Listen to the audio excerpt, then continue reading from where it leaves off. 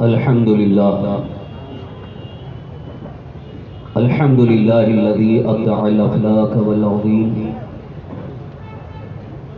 والصلاة والسلام على من كان نبيا وآدم بين الماء والطين، وعلى آله وأصحابه الطيبين الطاهرين. أما بعد، فأعوذ بالله من الشيطان الرجيم. بسم الله الرحمن الرحيم. واعلموا أن الله مع المتقين. صدق الله مولانا العظيم، وبلغنا رسوله النبي الأمين الكريم، ونحن على ذلك لمن الشاهدين والشاكرين، والحمد لله رب العالمين. قابل احترام بزرگوں، دوستوں، عزیز ساتھیوں، السلام علیکم ورحمۃ اللہ وبرکاتہ.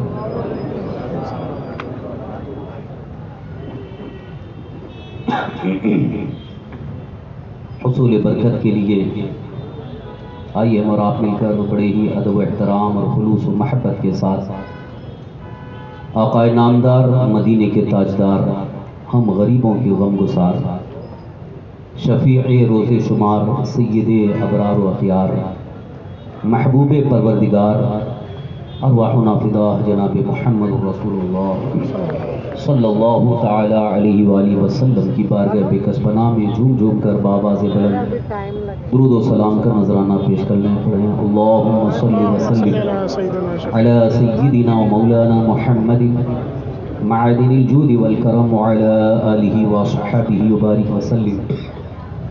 صلاۃ و سلاما علیک یا رسول اللہ، صلاۃ و سلاما علیک یا حبیب اللہ.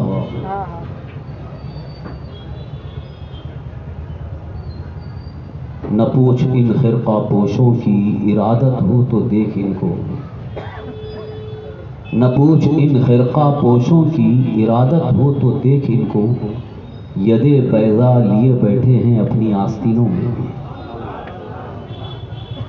نگاہ ولی میں وہ تاثیر دیکھی، نگاہ ولی میں وہ تاثیر دیکھی، بدلتی ہزاروں کی تقدیر دیکھی.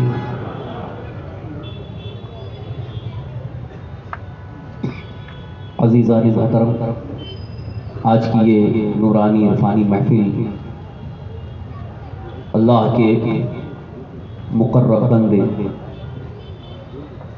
عارف باللہ، واصل اللہ، شیخ المشائخ، قطب الاقطاب، سیدنا شیخ محی الدین ابو محمد عبد القادر جیلانی غوث اعظم رضی اللہ عنہ کی بارگاہ میں خراج عقیدت پیش کرنے کے لیے منعقد کی گئی. ہر سال کی طرح اس سال بھی کچھ احباب نے نیاز غوث اعظم کا اہتمام بھی کیا ہے اور بارگاہ سیدنا غوث اعظم میں نذرانہ محبت خراج عقیدت پیش کرنے کا یہ اہتمام کیا ہے. مجھے اس بات کا علم ہے کہ کئی حضرات اس میں وہ شریک ہیں جو ہر سال شریک ہوتے ہیں، کچھ حضرات نئے بھی ہیں. تو آج کی اس مبارک محفل میں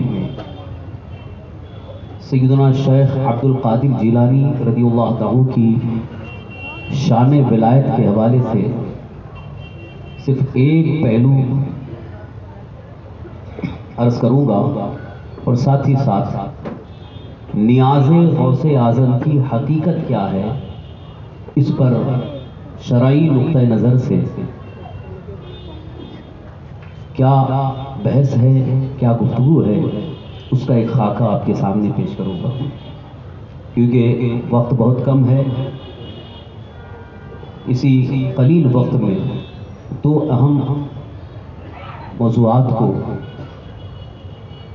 تسلی بخش آپ کے گوش گزار کرنے کی میں سعادت حاصل کروں گا. پوری دنیا سنیت میں، عالم اسلام میں سرکار سیدنا غوث اعظم رضی اللہ عنہ کو اچھی طرح سے لوگ جانتے، پہچانتے اور مانتے ہیں، اور آپ کی ولایت میں کسی کو کوئی شک ہی نہیں ہے، کیونکہ آپ مادرزاد ولی تھے، پیدائش ہی سے آپ کی ولایت کے آثار ظاہر تھے۔ بہت مشہور روایت ہے کہ پیدا ہونے کے بعد ہی سے آپ نے رمضان مبارک میں روزہ رکھنا شروع کر دیا تھا۔ یہ آپ کی شان ولایت اور یہ آپ کی کرامت تھی، ورنہ بچوں کا حال یہ ہوتا ہے تھوڑے تھوڑے وقفے میں ان کو بھوک لگتی ہے اور ماں کا دودھ ضروری ہوتا ہے۔ کیا شان ہے سرکار غوث پاک رضی اللہ عنہ کی، صبح صادق سے لے کر غروب آفتاب تک ماں کا دودھ بھی نہیں پیتے، یعنی مکمل روزے کی حالت میں۔ یہیں سے ایک خاص فکر بھی آپ کو میں دینا چاہوں گا کہ شریعت اور طریقت کا سنگم دیکھنا ہو تو حضور غوث پاک رضی اللہ عنہ کی زندگی میں دیکھیں۔ بچپن ہی سے شیر خوارگی کے عمر سے ہی آپ نے شریعت کی پابندی فرمائی، یہ فکر دی کہ اللہ کے ولی شریعت کے پابند ہوتے ہیں۔ جو حضرات ابھی تک اس غلط فہمی کے شکار ہیں کہ شریعت الگ ہے، طریقت الگ ہے، وہ اپنی اصلاح کر لیں۔ شریعت اور طریقت الگ نہیں ہے، یہ کچھ جاہلوں نے یہ سوچا چھوڑا ہے کہ شریعت الگ ہے، علماء جو کہتے ہیں وہ شریعت ہے اور ہم بابا لوگ جو کہتے ہیں وہ طریقت ہے۔ یہ ایک بہت بڑا دھوکہ ہے، شیطانی وسوسہ ہے۔ حقیقت یہ ہے جیسا کہ بزرگان دین نے خود فرمایا کہ شریعت سمندر ہے اور طریقت اس سے نکلنے والی نہر ہے۔ سمندر کا وجود نہیں ہے تو نہر کا وجود نہیں ہے، پہلے شریعت ہے اس کے بعد طریقت ہے۔ اس کو آپ ایک حدیث پاک کی روشنی میں بھی سمجھ سکتے ہیں۔ اللہ کے حبیب ہمارے آقا حضور سرور کائنات صلی اللہ تعالی علیہ وآلہ وسلم کی بارگاہ میں سید الملائکہ حضرت سیدنا جبریل امین علیہ السلام حاضر ہوئے، صحابہ اکرام کی جماعت بیٹھی ہے، حضور صلی اللہ تعالی وسلم سے بالکل قریب آ کر کے بیٹھے حضرت جبریل، اور آپ نے کچھ سوالات فرمائے۔ یہ طویل حدیث ہے، بڑی لمبی حدیث ہے، صحیح بخاری شریف جلد اول کتاب الایمان میں اس کو حدیث جبریل کا بھی نام دیا گیا۔ سرکار دو عالم صلی اللہ تعالی وسلم سے حضرت جبریل نے کچھ سوالات فرمائے۔ ان میں سے پہلا سوال تھا مل اسلام، اسلام کیا ہے؟ حضور نے بتایا۔ پھر انہوں نے سوال کیا ایمان کیا ہے؟ حضور نے بتایا۔ پھر تیسرا سوال کیا مل احسان، احسان کیا ہے؟ بس یہیں تک رک کر کے عرض کر رہا ہوں اسلام کیا ہے۔ جب حضرت جبریل نے پوچھا تو حضور نے فرمایا ان تؤمن باللہ، تم اللہ پر ایمان لاؤ۔ پھر حضور نے فرمایا کیا جانتے ہو اللہ پر ایمان لانا کیا ہے؟ اس کی تشریح فرمائی۔ پھر جب پوچھا اسلام کیا ہے تو حضور نے فرمایا 5 وقت کی نماز پڑھنا، زکوٰۃ ادا کرنا، رمضان شریف کا روزہ رکھنا۔ یہ احکام کی طرف اشارہ فرمایا، یعنی بنیادی ارکان جو اسلام کے ہیں ان کی وضاحت فرمائی۔ تیسرا جو سوال ہے حضرت جبریل نے پوچھا مل احسان، احسان کیا ہے؟ تو رسول پاک صلی اللہ علیہ وسلم جواب میں ارشاد فرماتے ہیں ان تعبد اللہ کأنک تراہ فإن لم تکن تراہ فإنہ یراک۔ سبحان اللہ، سبحان اللہ۔ اللہ کی عبادت ایسے کرو کہ گویا تم خدا کو دیکھ رہے ہو، اور اگر یہ تصور نہ ہو سکے تو یہ تصور پیدا کرو کہ وہ تمہیں دیکھ رہا ہے۔ تو اب یہاں دونوں چیزیں، ایک تو مل اسلام میں حضور نے فرما دیا تھا 5 وقت کی نماز، تو 5 وقت کی نماز کا حکم یہ شریعت ہے، اور نماز کو خشوع خضوع کے ساتھ پڑھنا یہ طریقہ سبحان اللہ. تو پہلے شریعت ہے، اس کے بعد طریقہ. سرکار دو عالم صلی اللہ علیہ وسلم نے بھی شریعت سمجھایا اور طریقت کو بھی سمجھایا. لہذا جو لوگ یہ ابھی تک غلط فہمی کے شکار ہیں کہ شریعت الگ ہے طریقت الگ ہے، وہ گمراہیت کے راستے پہ ہیں، انہیں اصلاح کر لینی چاہیے. عزیزانہ گرامی، حضور سیدنا غوث العظم شیخ عبد القادر جیلانی رضی اللہ عنہ شریعت اور طریقت کے سنگم تھے. آپ کی ذات میں اگر دیکھا جائے تو شریعت مطہرہ کے احکام پر عمل اور شریعت مطہرہ کے احکام کی پاسداری مکمل نظر آتی ہے. یہی وجہ ہے کہ آپ کو سید المتقین بھی فرمایا گیا، متقیوں کے سردار. اور متقی کون ہوتے ہیں؟ جو پہلے شریعت کے پابند ہو وہ متقی. تقوی جن کے اندر ہو وہ متقی ہے. اور متقی کے لیے مفسرین کرام نے فرمایا سب سے پہلے تقوی کا درجہ کہ وہ ایمان پر ثابت قدم رہے، کفر اور شرک اس کے بالکل قریب نہ آئے. تو یہ تقوی کا پہلا درجہ ہے. اس کے بعد درجات شروع ہوتے ہیں احکام اسلام پر عمل کے اعتبار سے.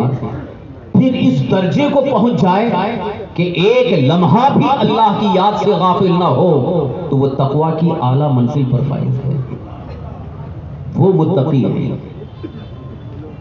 ساتھ ہی ساتھ متقی کے لیے ضروری بھی ہے، لازم بھی ہے کہ وہ تمام ممنوعات شرعیہ سے پرہیز کرے. یعنی جو چیزیں شریعت میں حرام ہیں، جو چیزیں شریعت مطہرہ میں ناجائز ہیں، حرام ہیں، یہاں تک کہ خلاف اولا ہیں، ان سے بھی وہ پرہیز کرے، اجتناب کرے، اپنے آپ کو بچائے، اپنے دامن کو بچائے، تو وہ متقی ہے. اب جب متقی بن جاتا ہے تو اللہ تعالیٰ ارشاد فرماتا ہے وَاعْلَمُوا أَنَّ اللَّهَ مَعَ الْمُتَّقِينَ، اور جان لو بے شک اللہ متقیوں کے ساتھ ہے. تو جن کے اندر شریعت مطہرہ پر عمل کی پابندی بھی ہو، سنت مصطفیٰ پر عمل کی پابندی بھی ہو، اور تمام ممنوعات شرعیہ یعنی جن چیزوں کو شریعت نے حرام اور ناجائز فرمایا ہے ان تمام سے وہ اپنے آپ کو بچا لیتا ہے، تو وہ شریعت مطہرہ کی نظر میں متقی ہے. اور متقی ہی ولی ہوتے ہیں، متقی ہی ولی ہوتے ہیں. قرآن کریم میں اللہ تبارک و تعالیٰ کا ارشاد ہے ان اولیاؤہ الا المتقون، اس کے اولیاء تو متقی ہی نہیں ہیں، اس کے ولی مگر متقی. یعنی اللہ تعالیٰ کا فرمان ہے کہ جو متقی ہوں گے وہی ولی ہوں گے. اس کا مطلب جو متقی نہیں ہے وہ ولی ہو ہی نہیں سکتا. تو یہی سے بات سمجھ میں آ گئی کہ متقی ہونے کے لیے شریعت پر شریعت کی پابندی لازمی ہے. تو بغیر شریعت پر عمل کے وہ ولی ہو کہاں سے؟ بغیر شریعت پر عمل کے وہ طریقت تک نہیں پہنچ سکتا، اور شریعت کے بغیر وہ متقی نہیں ہو سکتا. تو پھر ولایت کی منزل اس کے لیے ناممکن ہے. پتہ یہ چلا کہ شریعت مطہرہ پر عمل پہلے ہو اور اس پر عمل کی اس کی کیفیت ایسی ہو کہ اس کے اندر خلوص بھی ہو، اخلاص کی کیفیت بھی ہو، خشوع خضوع بھی ہو، اور اللہ تعالیٰ کی یاد میں ایسی گم ہو جائے کہ دنیا سے بالکل ہی بے نیاز ہو جائے، تب اسے ولایت کی منزلیں ملتی ہیں. یہ اولیاء کرام کی شان ولایت ہے. اس منزل میں، اس سفر میں اگر اولیاء کرام کی زندگی کو ہم دیکھتے ہیں تو حضور سیدنا غوث پاک رضی اللہ عنہ کی زندگی میں یہ ساری چیزیں نظر آتی ہیں. اس لیے آپ کے متقی ہونے میں کوئی شک نہیں اور آپ کے ولی ہونے میں کوئی شک نہیں. بالیقین آپ ولی کامل ہیں، عارف باللہ بھی ہیں، واصل الی اللہ بھی. آپ کی شان ولایت کے حوالے سے خود آپ نے ایک موقع پہ ارشاد فرمایا انی ارد القضاء المبرم.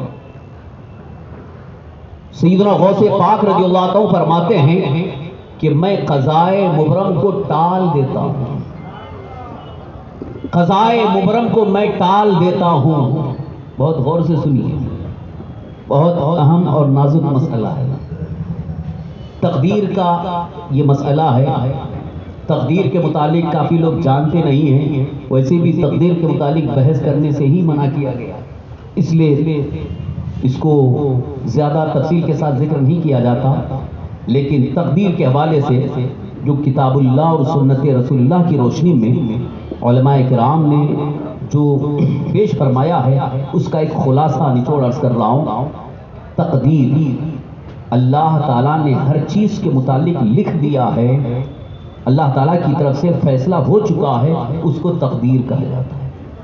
اور تقدیر پر بھی ایمان ہر مسلمان کے لیے لازم اور ضروری ہے، اور جو تقدیر پر ایمان رکھتا ہے اس کا ایمان معتبر ہے، اور جو تقدیر کا انکار کرتا ہے وہ ایمان سے ہی ہاتھ دھو بیٹھتا ہے۔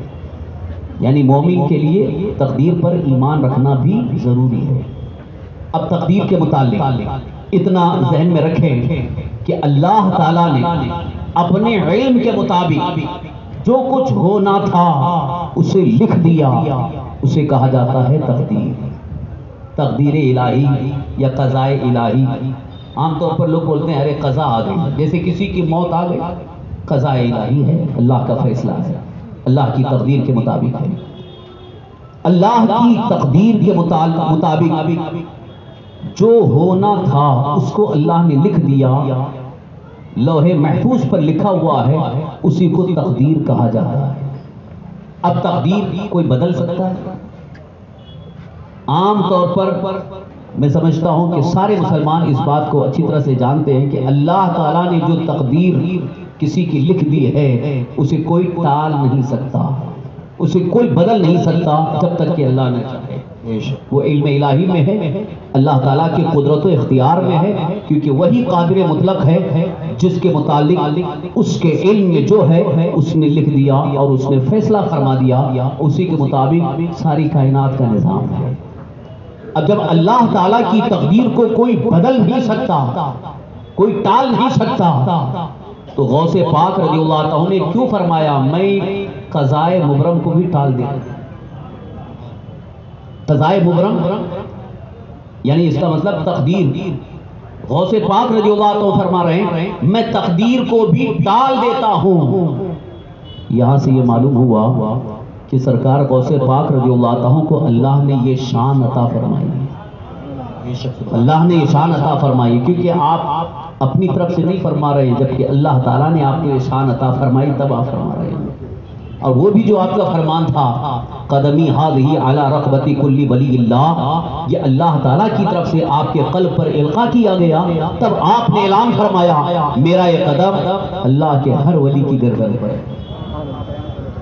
یہ آپ نے جو اعلان فرمایا تھا اللہ تعالیٰ کی طرف سے آپ کے قلب پر القاء کیا گیا۔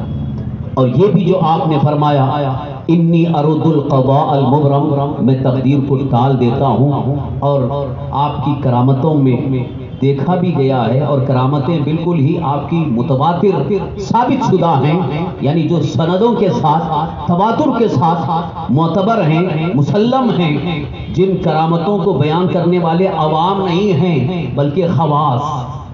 اللہ کے کئی اولیاء کرام نے، معتبر علماء اور محدثین نے آپ کی کرامتوں کو ذکر کیا، اور اس میں انکار کی کوئی گنجائش نہیں۔ تو ان کرامتوں میں اس بات کا اظہار ہے کہ آپ نے کئی مردوں کو زندہ کرا۔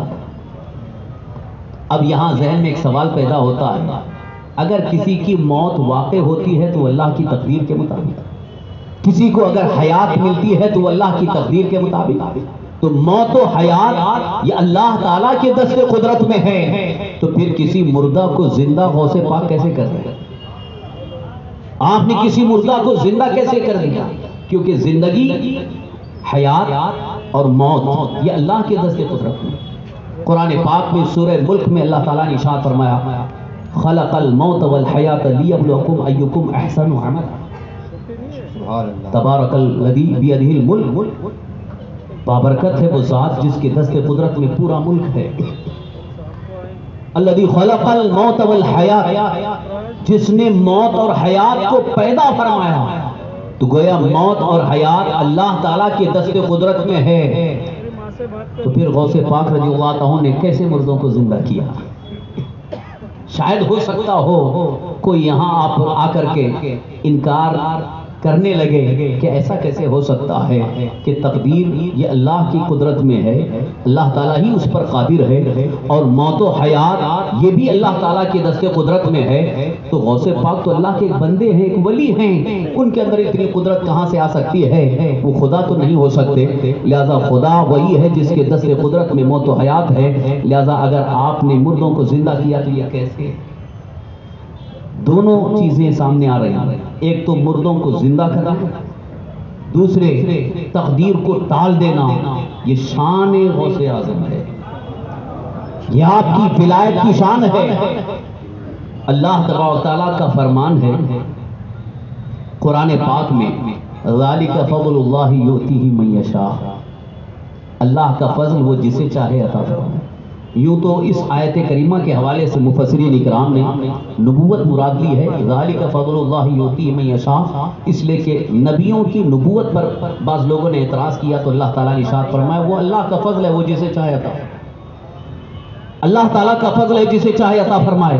مفسرین اکرام نے اس کو عمومی حکم کے اعتبار سے یہ رکھا ہے، اللہ تعالیٰ کی طرف سے ملنے والی قدرت بھی یہ اللہ تبارک تعالیٰ کے فیصلے کے مطابق ہے، وہ جسے چاہے عطا فرمائے، قدرت جسے چاہے عطا فرمائے، کیونکہ ولایت بھی یہ اللہ تبارک تعالیٰ کی طرف سے ملنے والا ایک خاص عطیہ ہے، ہر ایک کو ولایت ملتی نہیں ہے۔ جب اللہ تبارک تعالیٰ کی طرف سے ولایت ملتی ہے تو اس کے لیے اللہ تعالیٰ پہلے ہی منتخب فرماتا ہے اپنے بندوں میں کنہیں ولایت دی جائے، ان کا پہلے انتخاب ہوتا ہے اور پھر انہیں ولایت اللہ تعالیٰ اپنے علم کے مطابق عطا فرماتا ہے۔ تو اس میں تو کسی کو انکار کی گنجائش نہیں کہ ان کو کیوں ولی بنایا گیا ہے، ان کو ولایت کیوں دی گئی ہے۔ تو ولایت جب اللہ تعالیٰ کی طرف سے ایک خاص فضل ہے تو پھر ولایت کے درجات میں جس کو جتنے اونچے درجے پر رکھنا ہے یہ اللہ کا فیصلہ ہے، اس لیے اللہ تعالیٰ نے جس کو چاہا اتنے اونچے درجے پر رکھا، یہاں بھی ہمیں اعتراض کی گنجائش نہیں، اس لیے کہ یہ فیصلہ خداوندی ہے، یہ اللہ کا فیصلہ ہے۔ اب رہی بات مردوں کو زندہ کرنے کی، اگر یہاں کوئی یہ سمجھ کر کے اعتراض کر رہے ہیں کہ مردوں کو زندہ کرنا یہ صرف اللہ کی قدرت ہے لہذا کوئی بندہ کیسے کر سکتا ہے، تو قرآن میں اس بات کا ذکر ہے، حضرت سیدنا عیسیٰ علیہ السلام نے خود فرمایا انی احیی الموتیٰ، میں مردوں کو زندہ کرتا ہوں۔ بے شک، سبحان اللہ۔ اللہ کے علاوہ اگر کوئی مردوں کو زندہ نہیں کر سکتا تو پھر قرآن میں حضرت عیسیٰ علیہ السلام کا یہ فرمان کیوں؟ جب اللہ کا فرمان ہے، حضرت عیسیٰ علیہ السلام کہتے ہیں انی احیی الموتیٰ، میں مردوں کو زندہ کرتا ہوں، تو یہاں ظاہر بات ہے کہ حضرت عیسیٰ علیہ السلام جو کہہ رہے ہیں میں مردوں کو زندہ کرتا ہوں، وہ اس لیے فرما رہے ہیں اللہ تعالیٰ نے مردوں کو زندہ کرنے کی قدرت مجھے بھی عطا فرمائی ہے لہذا میں مردوں کو زندہ کرتا ہوں۔ تو حضرت عیسیٰ تو اللہ کے نبی ہیں، مردوں کو زندہ فرما رہے ہیں، تو اللہ تعالیٰ کی عطا کردہ قوت سے مردوں کو زندہ کر رہے ہیں، لہذا جب حضرت عیسیٰ علیہ السلام اللہ تعالیٰ کی عطا کردہ قدرت سے، قوت اور طاقت سے مردے کو زندہ فرما سکتے ہیں تو اللہ تعالیٰ جسے چاہے یہ قدرت عطا فرمائے۔ بے شک، سبحان اللہ، سبحان اللہ۔ اب یہاں کوئی یہ نہ سمجھے کہ مردوں کو زندہ کرنا یقیناً اللہ تبارک تعالیٰ ہی کی قدرت ہے مگر یہ کسی دوسرے کو نہیں مل سکتی، یہ خیال غلط ہے۔ اللہ تعالیٰ جسے چاہے وہ قدرت عطا فرمائے، یہ اللہ کا فضل ہے، جسے چاہے عطا فرمائے۔ اور خود ہمارے آقا حضور سرور کائنات صلی اللہ علیہ وسلم نے بھی مردوں کو زندہ فرمایا۔ بے شک، اس بات کی بھی تفصیل حدیث پاک میں موجود ہے، حضرت جابر بن عبداللہ رضی اللہ عنہ کے دونوں صاحبزادوں کو حضور نے زندہ فرمایا، تفصیل حدیث کے اندر موجود ہے۔ تو مردوں کو زندہ کرنا یہ شان نبوت بھی ہے، شان ولایت بھی ہے، اور یہ اللہ تعالیٰ کی عطا کردہ قدرت ہے۔ اللہ تبارک تعالیٰ اپنے فضل سے جسے چاہے قدرت عطا فرمائے۔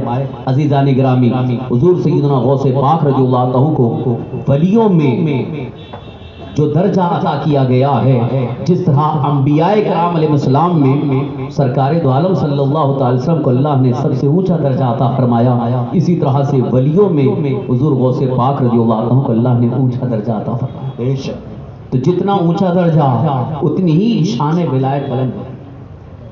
جتنا درجہ اونچا اتنی ہی شان کرامت بھی بلند ہوتی ہے. جس طرح ہمارے آقا حضور سرور کائنات صلی اللہ تعالی وسلم کے معجزات کی شان بالکل ہی اعلیٰ ہے, نرالی ہے, اس لیے کہ اور دیگر انبیاء کو بھی معجزات دیے گئے, مگر حضور کے معجزات میں اور دیگر انبیاء کے معجزات میں بڑا عظیم فرق ہے. اللہ تعالیٰ نے حضور کو جو معجزات عطا فرمائے ہیں وہ دیگر انبیاء کے معجزات میں بہت ہی بلند ہے, بڑی عظیم خوبیاں ہیں اور عظیم نرالی شان ہے. اسی طرح سے اولیاء کرام کو جو کرامتیں عطا کی گئیں, ان کرامتوں میں حضور سیدنا غوث پاک رضی اللہ عنہ کو جو کرامت عطا کی گئی ہے وہ کرامت بڑی نرالی ہے. شان ولایت بھی اعلیٰ ہے, شان کرامت بھی بڑی اعلیٰ ہے. اسی لیے غوث پاک رضی اللہ عنہ نے مردوں کو زندہ بھی فرمایا ہے. آئیے اس سلسلے میں بڑی معتبر روایت ہے کہ اس دور میں ایک شخص جو عیسائی تھا, عیسائی مذہب کا ماننے والا, اور وہ بہت تعلیم یافتہ تھا, پادری تھا, لوگوں کو گمراہ کر رہا تھا کہ ہمارے نبی حضرت عیسیٰ علیہ السلام نے مردوں کو زندہ کیا, اس کا ذکر قرآن میں ہے, اور تمہارے نبی حضور صلی اللہ علیہ وسلم نے مردوں کو زندہ کیا, اس کا قرآن میں ذکر نہیں.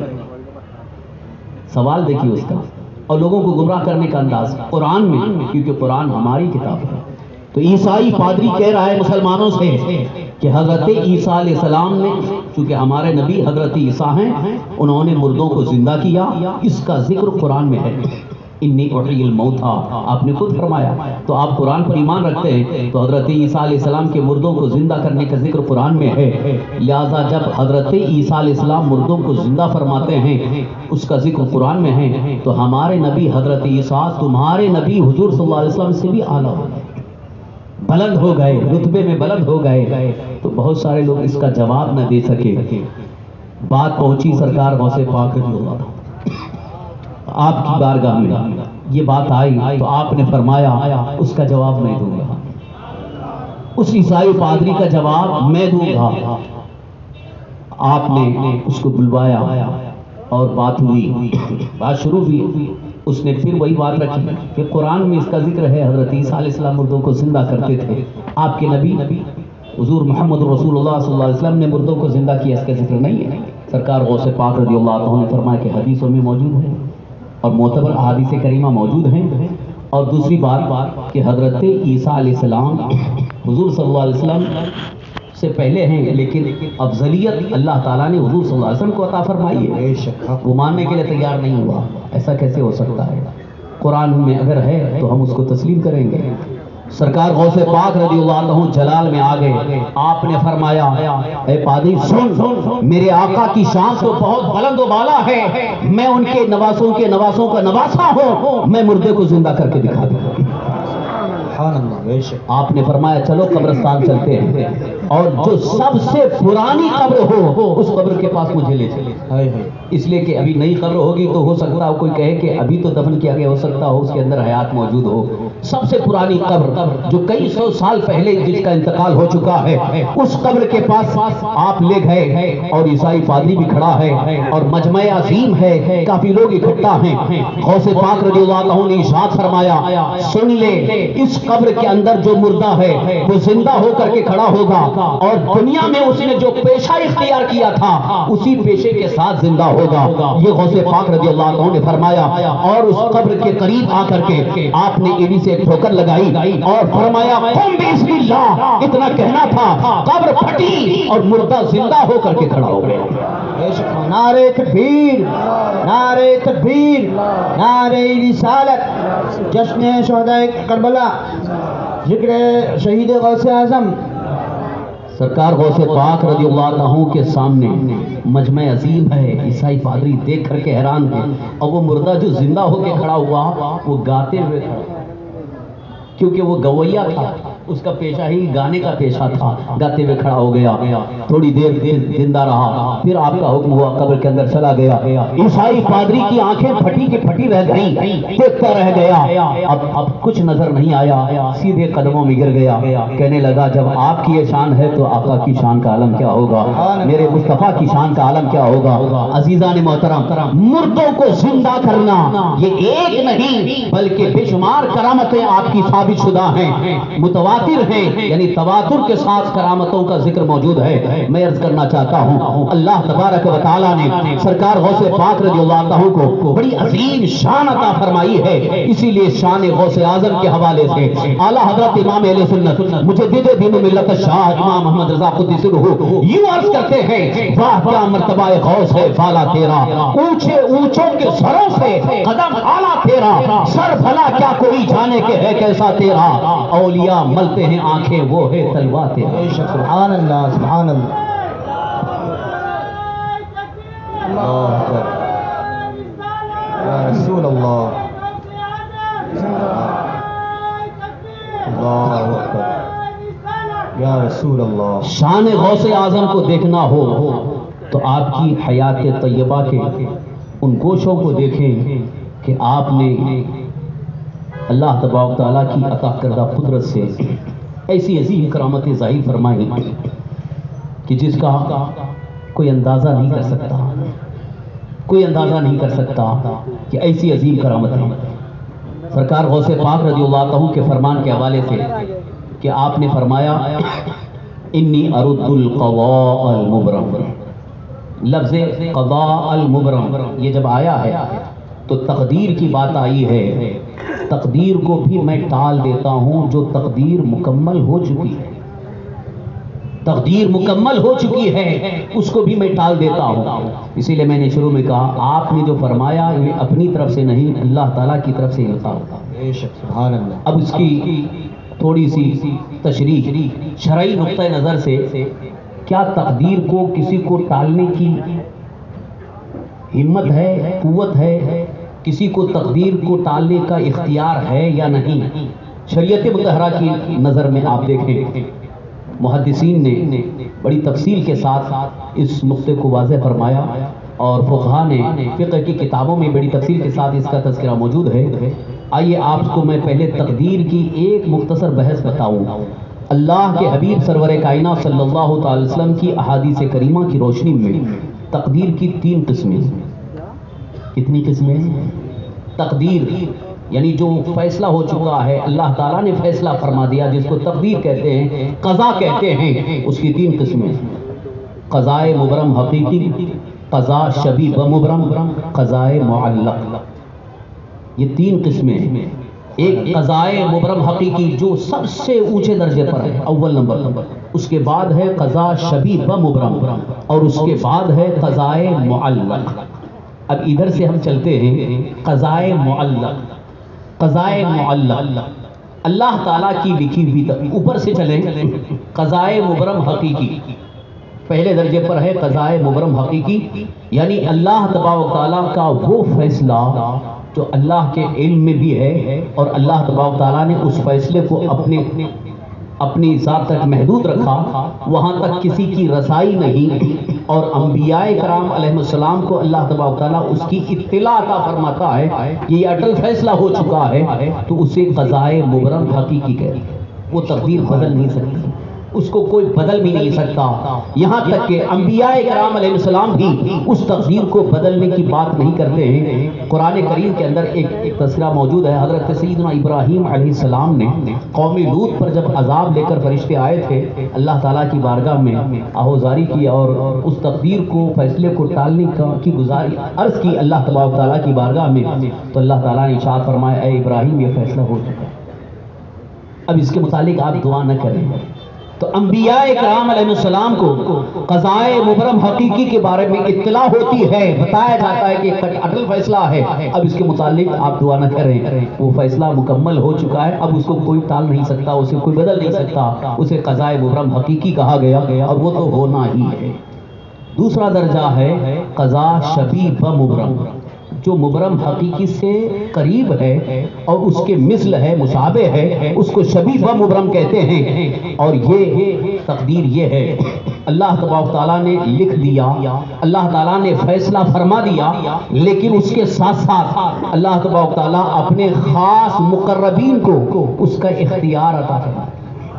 اس میں اختیار عطا فرماتا ہے، ان کی رسائی ہوتی ہے، اور وہ اللہ تعالیٰ کی بارگاہ میں اس کے متعلق دعا کر کے اس تقدیر کو ٹال سکتے ہیں۔ یہ اللہ تعالیٰ نے جن کو اس کا علم عطا فرمایا اور جن کو اس میں اختیار عطا فرمایا وہی اس کا اختیار رکھتے ہیں۔ یہ چھبی مبرم ہے۔ اور تیسرے درجے کی تقدیر ہے جسے قضائے معلق کہا گیا، اللہ تعالیٰ کا وہ فیصلہ، لکھی ہوئی وہ تقدیر جو کبھی دعاؤں سے بھی ٹل سکتی ہے۔ یعنی تقدیر میں یہ بھی لکھا رہتا ہے کہ یہ جو لکھا ہوا فیصلہ ہے فلاں بزرگ کی دعا سے یہ فیصلہ ٹل سکتا ہے، فلاں دعا سے یہ تقدیر ٹل سکتی ہے، فلاں کے نیک عمل سے یہ تقدیر ٹالی جا سکتی ہے، صدقات سے بھی تقدیر ٹالی جا سکتی ہے، جیسا کہ کئی حدیثوں میں اس کا ذکر ہے۔ اللہ کے حبیب سرور کائنات صلی اللہ علیہ وسلم نے ارشاد فرمایا الدعاء يرد القضاء، دعا بھی قضا کو ٹال دیتی ہے۔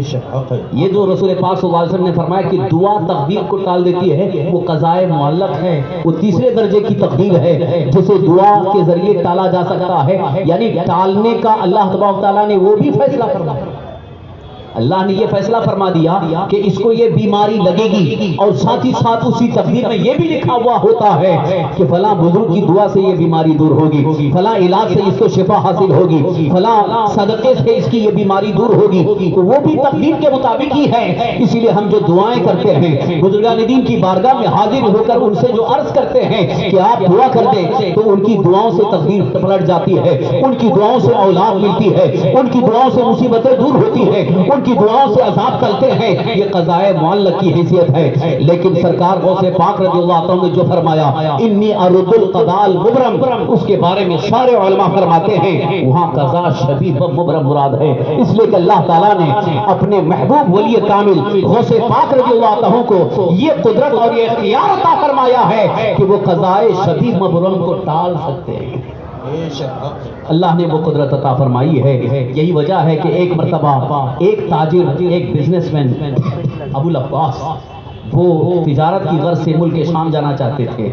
اس دور کے ایک عظیم ولی کامل حضرت سیدنا شیخ حماد رحمۃ اللہ تعالیٰ علیہ، ان کی بارگاہ میں وہ ابو العباس حاضر ہوئے۔ انہوں نے عرض کیا، توجہ کیجیے، حضرت شیخ حماد رحمۃ اللہ علیہ سے انہوں نے عرض کیا کہ حضور میں تجارت کی غرض سے جانا چاہتا ہوں، ملک شام جانا چاہتا ہوں۔ تو شیخ حماد رحمۃ اللہ تعالیٰ علیہ نے مراقبہ کیا اور فرمایا مت جاؤ، میں نے تمہاری تقدیر پڑھ لی ہے، اگر تم جاؤ گے تو تمہیں قتل کر دیا جائے، تمہارا مال بھی لوٹ لیا گیا۔ جب حضرت شیخ حماد رحمۃ اللہ علیہ نے بتا دیا تو اس تاجر نے اپنا ارادہ ملتوی کر دیا کہ نہیں جائیں گے، کیونکہ کسی کو اگر پتہ چل جائے کہ وہاں جانے سے ہم کو مار ڈالا جائے گا کون جائے گا۔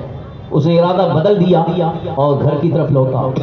اتفاق سے حضور سیدنا غوث اعظم شیخ عبد القادر جیلانی رضی اللہ عنہ سے ملاقات ہوئی اور عرض کرنے لگا میں شیخ حماد رحمۃ اللہ علیہ کی بارگاہ میں حاضر ہوا تھا اور ان سے میں نے عرض کیا، انہوں نے ایسا فرمایا، میں جانا چاہتا تھا۔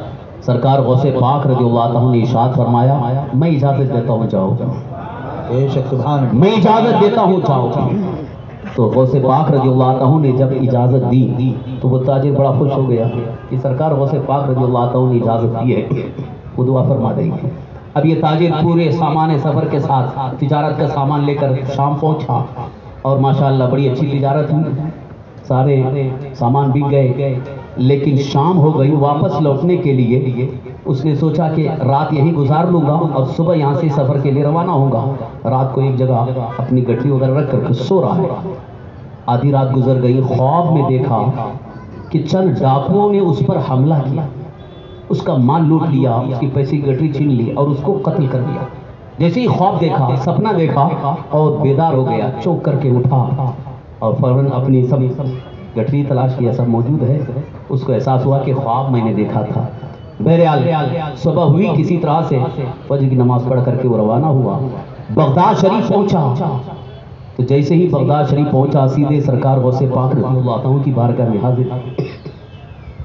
غوث پاک حضرت شیخ حماد رحمۃ اللہ علیہ کی بارگاہ میں حاضر ہوا تو حضرت شیخ حماد رحمۃ اللہ علیہ نے فرمایا مسکرا کے، جاؤ شیخ عبد القادر جیلانی کے پاس، انہوں نے تمہیں بچا لیا۔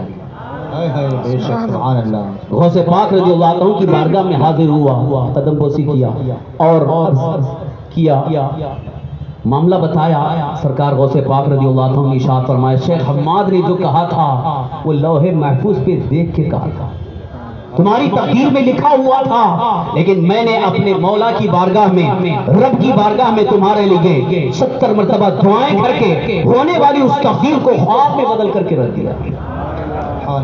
غوث پاک رضی اللہ عنہ نے اس تقدیر کو بدل دیا ہے، تو اللہ تعالیٰ نے آپ کو یہ اختیار عطا فرمایا ہے، رب کی بارگاہ میں عرض کیا ہے، رب کی بارگاہ میں آپ نے دعائیں فرمائی ہیں، بتائے چلا کہ سرکار سیدنا غوث العظم شیخ عبد القادر جیلانی رضی اللہ عنہ ایسے ولی کامل ہیں کہ تقدیر کو بھی ٹال دیتے ہیں، قضاء شفیع و مبرم کو بھی ٹال دیتے ہیں۔ اسی لیے اعلیٰ حضرت امام اہل سنت مجدد دین مملکت شاہ امام محمد رضا قدس سرہ یوں عرض کرتے ہیں کیا کبے جس پہ حمایت کا ہو پنجہ تیرا، شیر کو خطرے میں لاتا نہیں کتا تیرا۔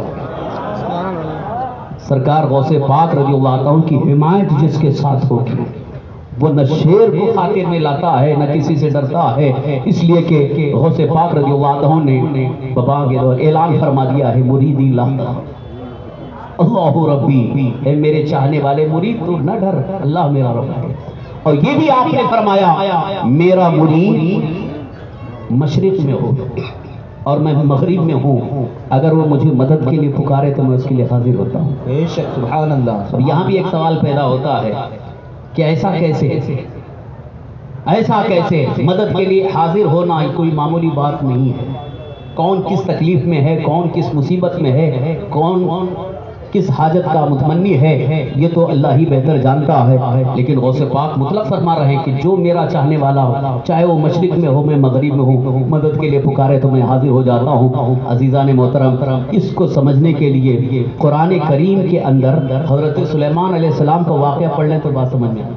بے شک حضرت سلیمان علیہ السلام کی امت کے ولی حضرت آصف بن برخیہ جنہوں نے پلک جھپکنے سے پہلے تخت بلقیس کو حاضر کر دیا تھا۔ آپ نے واقعہ بارہا سنا ہوگا علماء کرام سے کہ بلقیس جو ملکہ سبا ہے اس کا تخت ہے یمن میں، اور حضرت سلیمان علیہ السلام فلسطین کی سرزمین پر ہیں، اور آپ نے یہ فرمایا تھا کہ کون ہے جو لائے اس کے تخت کو، ایکم یاتینی بعرشہا، تو یہ تخت کو لانے کا تذکرہ قرآن پاک میں موجود ہے۔ ادھر حضرت سلیمان علیہ السلام نے جب کہا تو جن نے کہا تھا قال عفریت من الجن انا آتیک بہ قبل ان یقوم من مقامک، اس تخت بلقیس کو میں آپ کی مجلس برخاست ہونے سے پہلے لا سکتا ہوں، لیکن حضرت سلیمان علیہ السلام کی خواہش یہ تھی کہ اور بھی پہلے آئے، اور آپ یہ چاہ رہے تھے کہ میری امت میں جو ولی ہیں وہ یہ کام کر دیں، اس لیے آپ کی امت کے ایک ولی جن کا نام حضرت آصف بن برخیہ، انہوں نے کہا انا آتیک بہ قبل ان یفتت الیک طرفک، میں آپ کی پلک جھپکنے سے پہلے حاضر کر سکتا ہوں۔ بے شک آپ ذرا غور کیجئے، پلک جھپکنے سے پہلے ہم کچھ کام کر سکتے ہیں؟ ادھر ہاتھ اٹھنے سے پہلے پلک جھپک جاتی ہے، پلک جھپکنے میں کتنا ٹائم لگتا ہے؟ ایک سیکنڈ بھی نہیں، مگر اللہ کے ولی دعویٰ کر رہے ہیں کہ میں پلک جھپکنے سے پہلے حاضر کر سکتا ہوں، اور یہ بھی کوئی گڑی کہانی نہیں، قرآن پاک میں، قرآن میں ہے، گھڑی کہانی نہیں۔ حضرت سلیمان علیہ السلام کی امت کے ولی حضرت آصف بن برخیہ نے فقط دعویٰ ہی نہیں کیا ہے، جیسے ہی کہا فوراً ہی تخت حاضر بھی ہو گیا، تخت حاضر بھی ہو گیا، یعنی حضرت آصف بن برخیہ ابھی مجلس سے اٹھے بھی نہیں، ملک یمن گئے بھی نہیں، اور تخت بلقیس حاضر ہو گیا ہے۔ حضرت سلیمان علیہ السلام کے سامنے تخت موجود ہے، ھذا من فضل ربی، میرے رب کے فضل سے ہے۔ بتائے چلا اللہ تعالیٰ اپنا فضل جسے چاہے عطا فرمائے، تو اولیاء کرام کے لیے، اللہ کے ولیوں کے لیے مسافتیں سمٹ جاتی ہیں، حجابات اٹھ جاتے ہیں، ان کے لیے مسافتیں کچھ معنی نہیں رکھتی ہیں، چاہے ہزاروں کلومیٹر کی مسافت ہو، پلک جھپکنے میں مسافت طے بھی ہو جاتی ہے، بڑے سے کام ان سے آسان ہو جاتا ہے۔ یہی وجہ ہے اس شاعر نے جو کہا ہے نگاہ ولی میں جو تاثیر دیکھی بدلتی ہزاروں کی تقدیر۔ بے شک سبحان اللہ۔ اللہ نے انہیں تاثیر عطا فرمائی ہے، ان کی نگاہوں میں قدرت اللہ نے عطا فرمائی ہے، ان کو اللہ تعالیٰ نے ایسی قدرت عطا فرمائی ہے۔ اب یہاں سے ایک بڑا فیصلہ کن جملہ عرض کر رہا ہوں، نوٹ کر لیں، ذہن میں محفوظ کر لیں۔ حضرت سلیمان علیہ السلام کی امت کے ولی حضرت آصف بن برخیہ کو اللہ تعالیٰ نے اتنی قوت عطا فرمائی ہے کہ پلک جھپکنے سے پہلے اتنی لمبی مسافت طے کر سکتے ہیں، تخت بلقیس کو حاضر کر سکتے ہیں۔ ہیں حضرت سلیمان علیہ السلام کی امت کے ولی کی طاقت کا یہ عالم ہے تو سارے نبیوں میں افضل ہمارے آقا صلی اللہ علیہ وسلم کے امت کے ولی حضور غوث پاک کی ولایت کا عالم کیا ہوگا؟ سبحان اللہ سبحان اللہ. ان کی طاقت کا کون اندازہ کر سکتا ہے؟ لہذا اسی لیے اعلیٰ حضرت یہ عرض کرتے ہیں واہ کیا مرتبہ غوث ہے بھلا تیرا، اونچے اونچوں کے سروں سے قدم اعلیٰ تیرا، سر بھلا کیا کوئی جانے کے ہے کیسا تیرا، اولیاء ملتے ہیں آنکھیں وہ ہے تلوا تیرا. عزیزان محترم، دونوں جو معاملات تھے، دونوں مسائل تھے، میں نے بہت مختصر انداز میں اس کو عرض کیا ہے. مردوں کو زندہ کرنے کی قدرت کا حاصل ہونا یہ بھی شان ولایت ہے، شان کرامت ہے اور اللہ تعالیٰ کا خصوصی فضل ہے. اسی طرح سے تقدیر کو ٹال دینا یہ بھی شان ولایت ہے، شان کرامت ہے، اللہ تعالیٰ کا خصوصی فضل ہے. اور سرکار غوث پاک رضی اللہ عنہ کو اللہ تعالیٰ نے یہ دونوں شان عطا فرمائی ہے. اسی لیے اولیاء کرام کی فہرست میں بڑا عظیم نمایاں نام آپ کا نظر آتا ہے. عزیزان محترم، قرآن پاک کی روشنی میں متقین جسے کہا گیا ہے، سرکار غوث پاک رضی اللہ عنہ اللہ کے متقین بندوں میں سے ہیں اور اللہ تعالیٰ فرماتا ہے وَاعْلَمُوا أَنَّ اللَّهَ مَعَ الْمُتَّقِينَ، جان لو بے شک اللہ متقیوں کے ساتھ ہے. یعنی اللہ اپنے ولیوں کے ساتھ ہے. تو جن کے ساتھ اللہ تعالیٰ ہو، یعنی اللہ کی قدرت اور اللہ تبارک تعالیٰ کا فضل جن کے ساتھ ہو، پھر ان کو کس چیز کا خوف، وہ کس چیز کے محتاج ہوں گے. اور حدیث قدسی کی روشنی میں، حدیث قدسی یعنی اللہ کا فرمان ہے بزبان مصطفیٰ، اللہ کا فرمان حضور صلی اللہ علیہ وسلم کی زبان مبارک سے کہ اللہ تعالیٰ فرماتا ہے لا یزال عبدی یتقرب الی بالنوافل، میرا بندہ نوافل کے ذریعے مجھ سے قریب ہوتا رہتا ہے، قربت حاصل کرنے کی کوشش کرتا رہتا ہے. حتی اکون سمعہ الذی یسمع بہ، میں اس کے کان بن جاتا ہوں جس سے وہ سنتا ہے. بصرہ الذی یبصر بہ، میں اس کی آنکھ بن جاتا ہوں جس سے وہ دیکھتا ہے. ویدہ التی یبطش بہا، میں اس کے ہاتھ بن جاتا ہوں جس سے وہ پکڑتا ہے. ورجلہ التی یمشی بہا، میں اس کے پیر بن جاتا ہوں جس سے وہ چلتا ہے. ولئن سألنی لأعطینہ، اگر وہ مجھ سے مانگتا ہے تو میں ضرور اسے عطا کرتا ہوں. ولئن اعاذنی لأعیذنہ، اگر وہ میری پناہ چاہتا ہے میں اسے پناہ دے دیتا ہوں. یہ حدیث قدسی کے الفاظ ہیں. یہاں سے یہ بات ظاہر ہو گئی کہ اللہ کے ولی جب اللہ سے قریب ہو جاتے ہیں، اللہ تبارک تعالیٰ کا فضل خاص ان پر ہوتا ہے تو اللہ تعالیٰ کی قدرت کا ظہور ان سے ہونے لگتا ہے. زبان ولی کی ہوگی اللہ کی قدرت ظاہر ہوگی، ہاتھ ولی کا ہوگا اللہ کی قدرت ظاہر ہوگی، پیر ولی کا ہوگا اللہ کی قدرت ظاہر ہوگی، آنکھ ولی کی ہوگی اللہ کی قدرت ظاہر ہوگی. یہی وجہ ہے کہ حضرت عمر فاروق اعظم رضی اللہ عنہ مدینہ طیبہ میں بیٹھ کر کے ایران کی سرزمین پر لڑی جانے والی جنگ کو دیکھ رہے ہیں اور وہی سے آواز دیتے ہیں یا ساریت الجبل، یا ساریت الجبل، اے ساریہ پہاڑ کی طرف رخ. بے شک سبحان اللہ. حضرت ساریہ صحابی اپنے فوج کو لے کر کے ایران کی سرزمین پر دشمنوں کے مقابلے میں لڑ رہے تھے مقام نہاون میں، اور جمعہ کا دن تھا.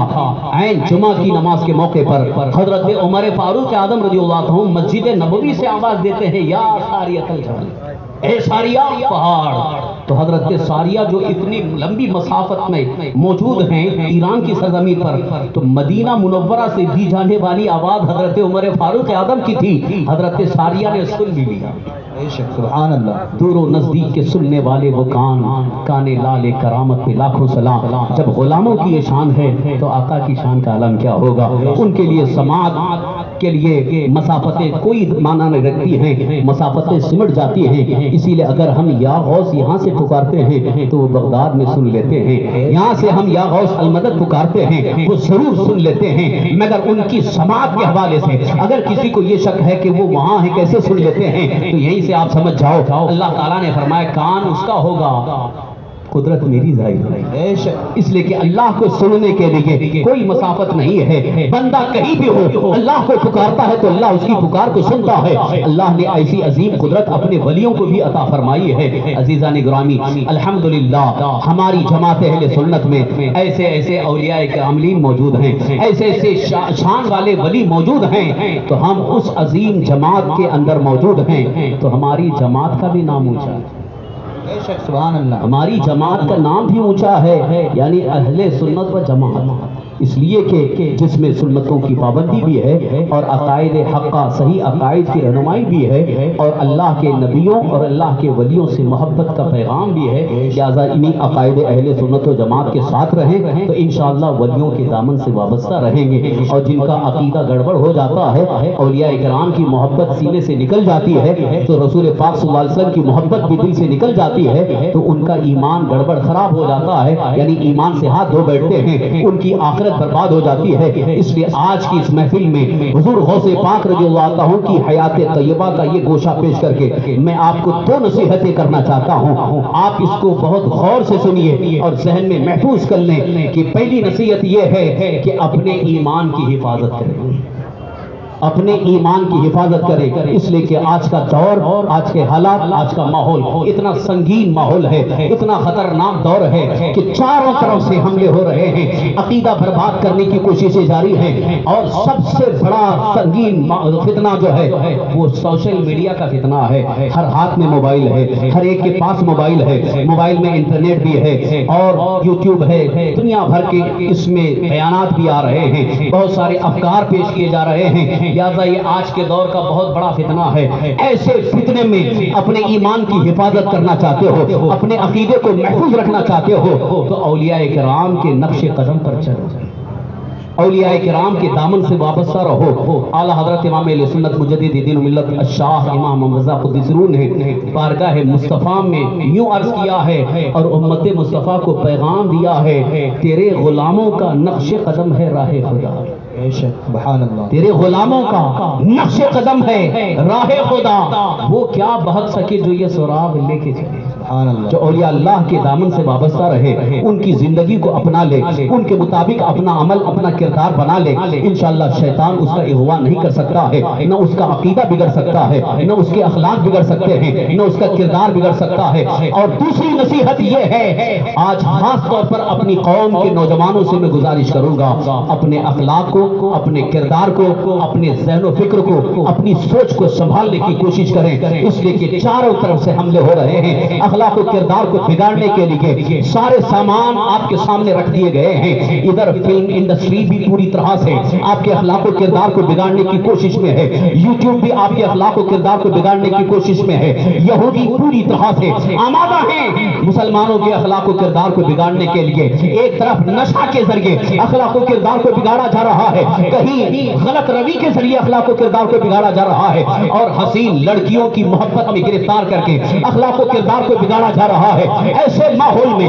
مسلمان کمزور سے کمزور ہوتا جا رہا ہے، ایمان بھی کمزور ہو رہا ہے، دین سے دور بھی ہو رہا ہے، اور سب سے بڑے دکھ اور الم کی بات یہ ہے مسلمان معاذ اللہ کے دین سے نفرت کرتا نظر آ رہا ہے، دین سے دوری اختیار کرتا نظر آ رہا ہے، مسجدوں سے دور ہو رہا ہے، قرآن سے دور ہو رہا ہے، شریعت کو معاذ اللہ اجنبی سمجھ رہا ہے، شریعت مطہرہ کے احکام سے دوری اختیار کر رہا ہے۔ لہذا مسلمانوں کان کھول کر کے سن لو، جس دن مسلمان اس طرح سے ہو جائیں گے، دین سے دور ہو جائیں گے اور یہ اللہ کے دامن سے دور ہو جائیں گے، ان کا ایمان بھی کمزور ہوگا، اور ہو سکتا ہو ایمان سے ہاتھ دھو بیٹھے اور طاقت بھی کمزور ہو جائے گی۔ کوئی بھی دشمن، اکیلا دشمن تمہیں تباہ کر سکتا ہے، برباد کر سکتا ہے۔